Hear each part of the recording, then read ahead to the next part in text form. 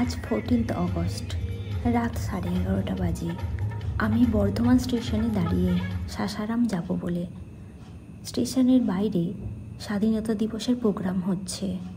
স্বাধীন দেশের স্বাধীন সকাল আজ। সকালে সাসারাম পৌঁছালাম। রিটায়ারিং রুমে ফ্রেশ হয়ে অটোতে করে বেরিয়ে পড়লাম ধোঁয়াকুণ্ডে যাব বলে। সাসারামে ঘোরার জায়গা অনেক আছে, কিন্তু আমি এসেছি শুধুমাত্র এই ওয়াটারফলসটা দেখব বলে।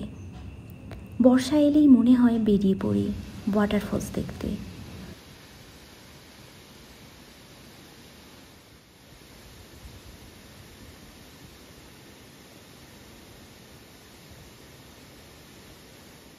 ওয়াটারফলস দেখে মুগ্ধ হয়ে দীর্ঘক্ষণ বসে থাকি এমন অপূর্ব ওয়াটারফলসের দিকে তাকিয়ে।